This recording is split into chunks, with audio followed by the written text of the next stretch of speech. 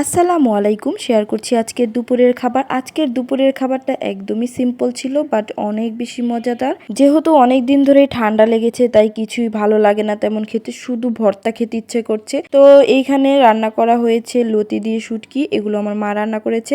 খেতে অনেক বেশি মজা হয়েছে। চেপা শুটকি দিয়ে লতি রান্না করলে কিন্তু অনেক ভালো লাগে খেতে।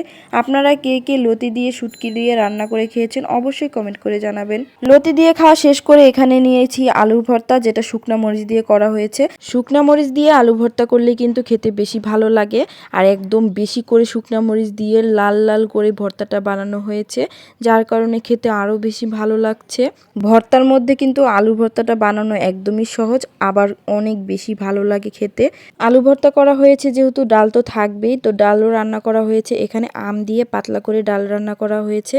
এখন কিন্তু অনেক বেশি গরম পড়েছে, আর গরমের মধ্যে এরকম টক ডাল খেতে অনেক বেশি ভালো লাগে। তো আম ডাল তো আমার এমনিতেই অনেক বেশি পছন্দের। আর এখানে এই তো আলু ভর্তা সাথে নিয়ে নিয়েছি। আজকের ভর্তাটা একদমই আমার মনের মতো হয়েছে, মানে বেশি ঝাল হয়েছে। ঝাল আমার অনেক বেশি পছন্দ, আর ভর্তা যদি ঝালই না হয় তাহলে কিন্তু খেতে অতটা ভালো লাগে না। ডালের সাথে ভর্তা কাঁচামরিচ একদম মেখে তারপরে খেয়ে নিচ্ছি। কি যে ভালো লাগতেছিল, মানে কি বলবো, অনেক বেশি মজাদার ছিল আজকের খাবারটা।